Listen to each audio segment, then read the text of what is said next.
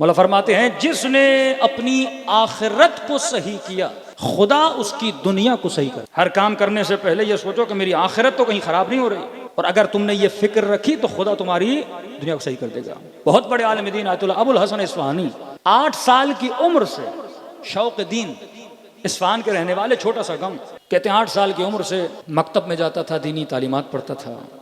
جب میں 11 سال کا ہوا تو وہ تعلیم وہیں تک تھی، اور اعلیٰ تعلیم حاصل کرنے کے لیے مجھے اصفہان جانا پڑتا.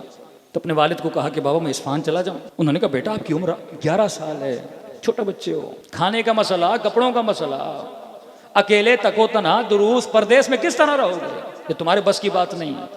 لیکن شوق دین، نور دین، ہدایت کا اتنا شوق کہ باپ میں نے جانا ہے، میرا دل یہاں نہیں لگ رہا. باپ نہ مانا. رات کو والد سو جاتے تھے، پھر آ کے والد کے پاؤں بیٹھ جاتے تھے، اپنے ہاتھ سے پاؤں دباتے تھے تاکہ بابا راضی ہو جائیں. کہ میں نے اتنا رویا کہ بالآخر میرا باپ راضی ہو. کہ مجھے چھوڑ کے آئے اصفہان کا مدرسہ صدر غالباً، اس کے اندر داخلہ کروایا، واپس آ گئے. 4 مہینے کہتے ہیں بڑے شوق کے ساتھ، بڑے ذوق کے ساتھ میں نے پڑھائی کی. 4 مہینے کے بعد سردی کا موسم شروع ہوا، شدید برف باری اصفہان میں، مدرسے کا صحن برف سے بھر گیا، گلیاں برف سے بھر گئیں، حجرے ٹھنڈے، کمرے ٹھنڈے. کہتے ہیں ان 4 مہینوں میں میرے اوپر مال اور رزق کی بڑی تنگی آئی، یہاں تک کہ کمرے میں روشنی جلانے کے لیے شمع چاہیے ہوتی تھی، موم بتی. گرم کمرہ کرنے کے لیے کوئلے لینے پڑتے تھے. کھانا میرا ختم ہو چکا، جو بچی ہوئی سوکھی روٹی تھی اس روٹی سے میں اپنا گزارا کرتا تھا.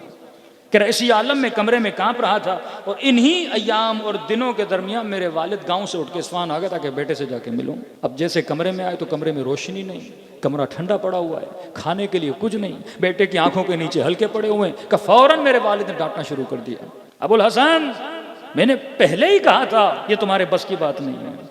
ضد لگا دی کہ میں نے مدرسے جانا ہے، مدرسے جانا ہے، مدرسے جانا ہے. دیکھو کیا حالت بنائی ہے، کھانے کے لیے کچھ نہیں، سردی کا مسئلہ ہے، بیمار پڑ جاؤ گے، اگر کنویں ہو جاتا تو ہم کیا کرتے ماں باپ. 11 سال کا بچہ کہتے میں حجرے سے باہر نکلا، صحن کے بیچ میں کھڑا ہو گیا، آسمان کی طرف دیکھا. کہا نا تو اپنی آخرت بنا، خدا تمہاری دنیا بنائے گا. تو اپنا معاملہ رب کے ساتھ صحیح کر، خدا بندوں کے ساتھ تیرے معاملات کو صحیح کرے گا. کہتے ہیں مجھے بڑا عشق تھا امام زمانہ سے. میں نے کہا مولا یہاں آیا ہوں آپ کے مکتب کا علم پڑھنے کے لیے، اور آپ لوگوں نے کہا جو ہمارے راہ پہ چلے گا اس کی مشکلات کو حل کرنے کا بندوبست بھی کون کریں گے؟ ہم کریں گے. آپ نے کہا جس کے پاس امام ہے اسے گھبرانے کی ضرورت نہیں ہے. آپ نے کہا ہم وہ ہیں جن کا وارث ہے، ہم لاوارث نہیں ہیں. مولا اب یہ میرے والد مجھے لے جائیں گے لیکن مجھے یہاں رہنا ہے، علم دین حاصل کرنا ہے. کہتے آنکھوں سے آنسو بارش کی طرح بہ رہے تھے. امام زمانہ کے ساتھ استغاثہ. اچانک مدرسے کا دروازہ کھٹکا، خادم مدرسہ دوڑا گیا، دروازہ کھولا. کہا ابو الحسن کو بلاؤ. خادم نے کہا بچے کوئی کسی کو کام ہے تمہارے ساتھ. اب مجھے کوئی اصفہان میں جانتا نہیں، دوڑا دروازے پہ گیا. ایک نورانی وجود کھڑا تھا. اس نے کہا ابو الحسن تمہارے کمرے میں موم بتیاں پڑی ہیں، ذرا اس کو غور سے دیکھو، پیچھے بہت موم بتیاں پڑی ہیں. کہ اپنا ہاتھ آگے لاؤ، کچھ پیسے میرے ہاتھ پہ رکھے. کہ ان ہاتھوں سے جا کے کوئلے لینا، کمرے کو گرم کرنا، کھانا لینا، کیونکہ تمہارے حجرے میں مہمان آیا ہوا ہے اور پریشان ہونے کی ضرورت نہیں ہے. تم اس کا ماننے والے ہو جو اپنی قوموں کا خیال بھی رکھتے ہیں، جو اپنی شیعوں پہ نظر بھی رکھتے ہیں. کہتے ابھی سمجھ نہیں آ رہا تھا کہ یہ کون ہے. میں نے لیا، کمرے کے اندر گیا. والد نے پوچھا بیٹا کون تھا؟ میں نے کہا بابا کہا موم بتیاں پڑی ہیں، کمرے میں روشنی نہیں تھی، ڈھونڈا موم بتیاں مل گئیں.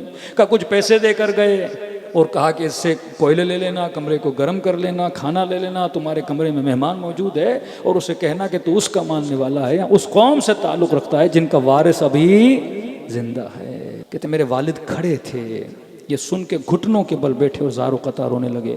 کہنے لگے بیٹا تو 11 سال کا ہے، تجھے امام زمانہ پر ایمان ہے، لیکن وائے ہو مجھ پہ میں بوڑھا ہو گیا اور میں تیرے لیے پریشان ہوں کہ تجھے کون سنبھالے گا. تو جن کی راہ پہ چلا ہے وہی تجھے سنبھالنے والے ہیں. تو اپنی اصلاح کر، پھر دیکھ ہم تمہارے معاملات کو کس طرح سے صحیح کرتے ہیں. اگر تو اپنی اصلاح نہیں کرے گا تو ہماری طرف سے بھی معاملات کی اصلاح نہیں ہوگی. فرمایا 3 چیزیں اگر انسان پیدا نہ کرے، ایک رب کی معرفت، دوسرا رب کی محبت، تیسرا محبت کے بعد اس عمل پہ نہ اترے. مجلس ازاں آپ کے دلوں میں معرفت پیدا کرتی ہے.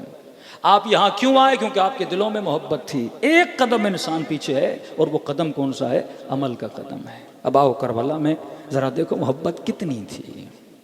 غلام ہے، نام ہے جون، غلام ابو ذر. غلام علی، غلام امام حسن، غلام امام حسین، پوری زندگی گزار دی غلامی میں. بوڑھا تھا، بعض روایات میں ہے کہ 90 سال سے زیادہ ان کی عمر تھی. جناب جون ہیں، جناب سعید ہیں، کچھ ایسے اصحاب کربلا ہیں جن کی عمریں بہت زیادہ ہیں. امام کی خدمت میں آئے کہ مولا میں بھی چاہتا ہوں کہ کربلا میں اپنی جان آپ پہ قربان کروں. امام نے دیکھا جون کو، بوڑھا ہے، کہ تمہاری پوری زندگی ہماری غلامی میں گزری ہے، ہم نے تم سے جہاد کو اٹھا لیا. جون زندگی کے آخری دن ہے سکون کے ساتھ مدینے میں گزار. کہا مولا میرا دل ہے میں اپنی جان آپ پہ قربان کروں. کہ جون میں حسین اجازت نہیں دے سکتا، بوڑھے ہو. اب اگر غلامی کا شوق بھی ہے تو میرے بعد جو امام ہیں وہ زین العابدین ہیں، جا کے ان کی غلامی کر. کہتے خیمے امام زین العابدین میں آئے. مولا فرماتے میں نے محسوس کیا کہ کوئی ہے جو میرے قدموں پہ سر رکھ کے زار و قطع رو رہا ہے. آنکھیں کھولیں، کیا دیکھا جناب جون، اشارہ کیا اوپر آئیے. قدموں کو جمع کیا امام نے. کیا مسئلہ ہے؟ کہ آپ کے بابا سے اس نے جہاد مانگا لیکن اجازت نہیں دے رہے. کہہ رہے ہیں کہ ہم نے جہاد اٹھا لیا آخری زندگی کا. جب بابا خود جہاد کا فریضہ اٹھا رہے ہیں تو آپ کیوں جانا چاہتے ہیں؟ کہ مولا وہ غلام کیسا جو اچھے وقتوں میں ساتھ رہے، برے وقتوں میں ساتھ چھوڑ دے. آپ سفارش کریں. نہیں تو اس نے ایک جملہ کہا کہ مولا کہیں ایسا تو نہیں مجھے اس لیے نہیں بھیجا جا رہا کہ میرا رنگ کالا ہے. امام حسین سے سفارش کی امام زین العابدین نے. اور جیسے ابا عبداللہ کو پتا چلا، اس نے کہا مولا کہیں یہ وجہ تو نہیں ہے کہ میرا رنگ کالا ہے، کیونکہ عرب حبشی غلاموں کو بہت کم سمجھتے تھے. اس نے جیسے کہا مولا میرا رنگ کالا اس وجہ سے تو نہیں. کہتے ابا عبداللہ الحسین نے اپنی باہوں کو پھیلایا کہ جون میرے سینے سے لگ جائے. وہ اور ہیں جن کے یہاں رنگ دیکھا جاتا ہے، ہم اور ہیں جن کے یہاں کرداروں کو دیکھا جاتا ہے. یہاں رفتار دیکھی جاتی ہے، رنگ نہیں دیکھا جاتا. کہا میں تجھے اجازت دیتا ہوں. کہتے اتنا بوڑھا تھا مولا اسے گھوڑے پہ سوار کرانا چاہتے تھے لیکن اس کے قدموں میں تاب و طاقت نہیں تھی کہ گھوڑے پہ بیٹھ سکے. کہ مولا کوئی مسئلہ نہیں میں پیدل جاؤں گا. کمر جھکی ہوئی، کس کے کمر پہ کپڑا باندھا، ہاتھ میں نیزہ و تلوار لیا اور وسط میدان میں گیا. اے لشکر یزید، میں غلام حسین ابن علی ہوں، میں ان کا غلام ہوں جن کے یہاں موت کا کوئی خوف نہیں ہوتا، جو جہاد پہ فخر کرتے ہیں. ابن سعد کو خبر ملی کہ یہ کون ہے بوڑھا جو آوازیں دے رہا ہے، رجز پڑھ رہا ہے، للکار رہا ہے. کہ غلام حسین ہے. کہ امیر ایک تیر کی مار ہے، ایک نیزے کی مار ہے، ذرا اجازت دیں اسے مار دیں.